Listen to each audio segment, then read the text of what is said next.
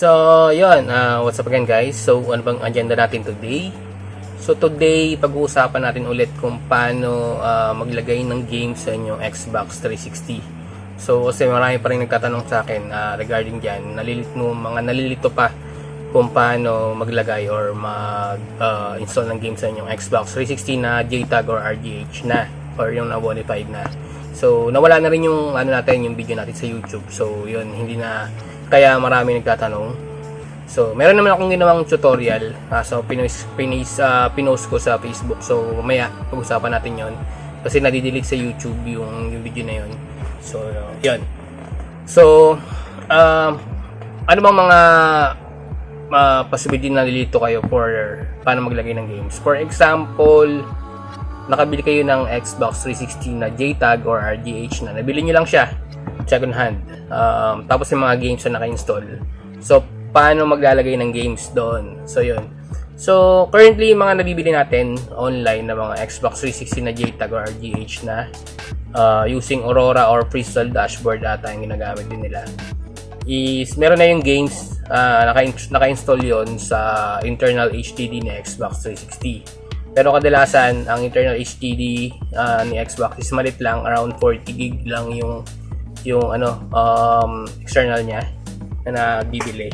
So, konti lang yung malalagay natin na games doon. So, I recommend na talaga na bumili kayo ng external HDD around 1 TB para mas maraming malagay na games. Kung gusto nyo mag-download or maglagay ng games sa inyong JTAG na Xbox 360. So, lahat ng games na i-download nyo, doon nyo ilalagay sa external HDD kasi mas mabilis siyang copy and paste. Pag download nyo, copy and paste na nandun sa inyong external HDD, tapos salpak nyo na sa Xbox. Ganun na siya kabilis compared dun sa internal HDD kasi medyo matrabaho yun. Pero possible naman. Ang gagawin nyo lang is kakopy nyo rin sa external nyo, tapos sasaksak nyo sa Xbox 360, tapos ikakopy nyo from external to internal HDD kung wala kayo talagang dedicated na external HDD for Xbox 360. Kumbaga, ginagamit nyo lang yung external na yun para mag-copy ng games from PC to internal HDD. So, possible naman yun. Medyo matrabaho lang. So, dapat meron talaga kayong dedicated na HDD or storage for the games na Xbox 360. So, yun yung pag-usapan natin today. So, yun nga, nakabili na kayo. Then, gusto nyo mag-add ng games. Ano ba kailangan ninyo? So, yun yung una, kailangan nyo ng external HDD around 1 TB. So, for this tutorial, gagamit lang ako ng USB flash drive kasi wala akong magamit na external HDD ngayon nakasalpak sa Xbox 360 natin.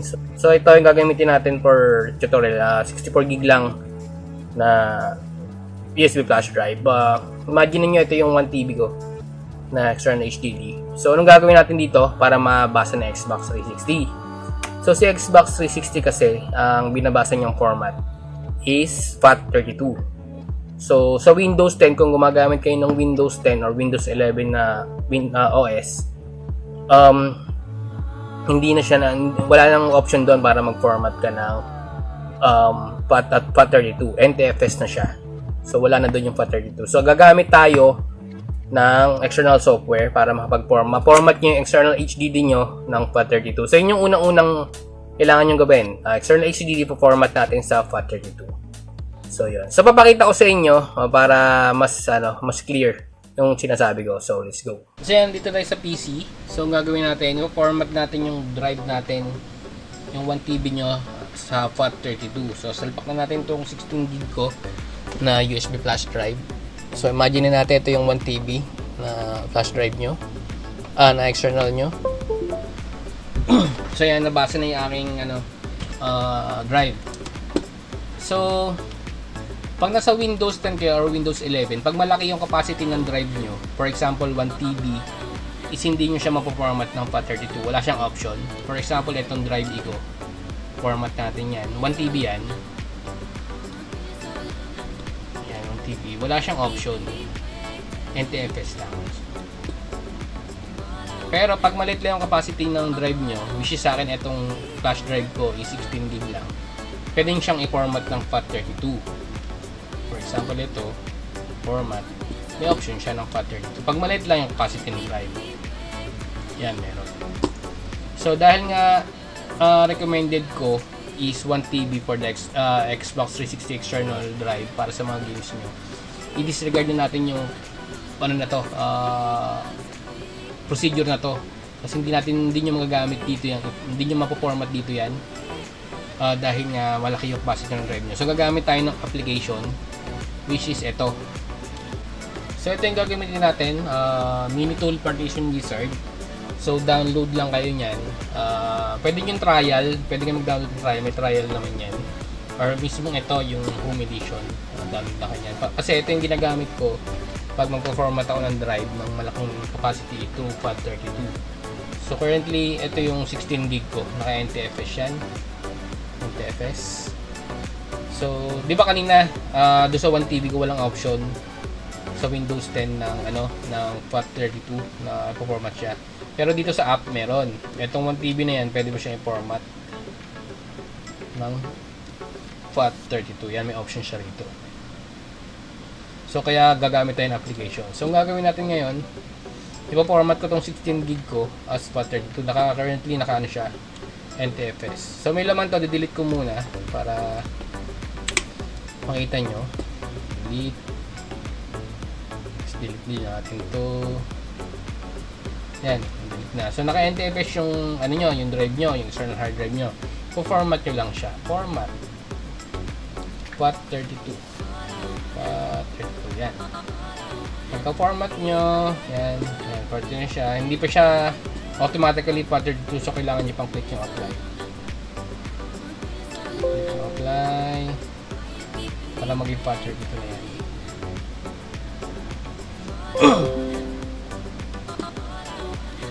So, hintayin lang natin matapos. So, yan, yung flash drive ko is FAT32 na. So, check natin ulit. So, ito na yan.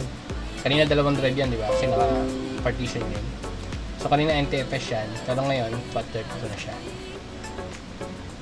Yan.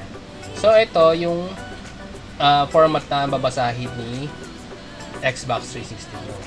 So, yan. Meron na kayong FAT32 na external hard drive. So, anong next na gagawin nyo? Sa loob niyan, gawa kayo ng folder. Yung folder. Gawa kayo ng folder na games. Yan. Tapos, lahat ng games na na-download nyo, dito nyo ilalagay. Dito nyo ilalagay sa dito sa folder to, sa loob mismo nito. Tapos sa loob ng Xbox 360 nyo is gagawa kayo ng game paths para basahin ni Xbox 360 yung inyong mga games na download. So yun. Yan. So ganun lang mag-format ng external hard drive as FAT32. So kailangan nyo lang mismo yung app na Minitool Partition Wizard. So regarding naman meron na kayong external, meron na kayong FAT32 na hard drive. So, paano maglalagay ng games sa inyong Xbox 360? So, hindi ko na ulitin yung procedure dito kasi meron na akong existing yan. So, visit nyo na lang yung page ko. Ito yung page ko. So, ito yung page ko sa Facebook regarding sa mga tutorial. Baka dito na ako mag-post ng mga tutorial regarding dun sa paano mag-install ng games sa inyong Xbox 360. So, yan. Baka dito na lang din. Tapos, yan. Meron akong nilagay dito before. So, yan. Paano maglagay ng games sa inyong Xbox 360. Punta lang sa page ko. Follow nyo na rin yung page ko. Then, yan. Nandito lahat yan, yung tutorial. Sundan nyo lang to para mapaglagay na kayo ng game sa inyong Xbox 360. So, yan. So yun, ayun lang yung kailangan nyo. External hard drive na FAT32 partition. Tapos gawa kayo ng nakagawa kayo ng folder na games. Then, kung para naman, sundan nyo lang yung tutorial, yung step by step doon sa tutorial sa Facebook page ko.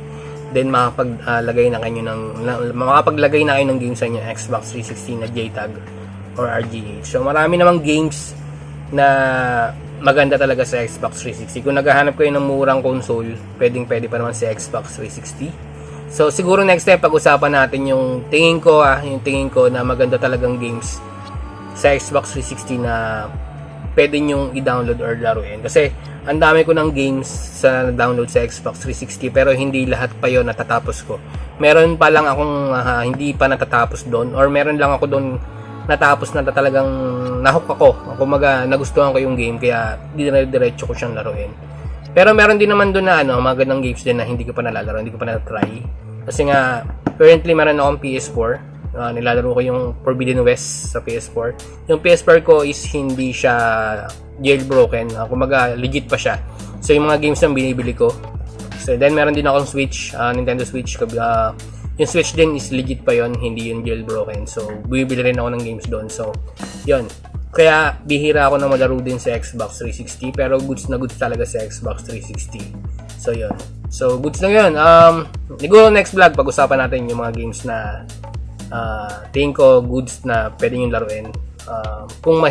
Kaso iba-iba tayo ng hilig ng games kasi, pero discuss ko pa rin para sa inyo para may idea kayo regarding sa mga games na Xbox 360. So kung medyo nalilito pa kayo regarding sa Xbox 360, pwede kayo mag-comment down below. So yun, sagutin natin yan isa-isa.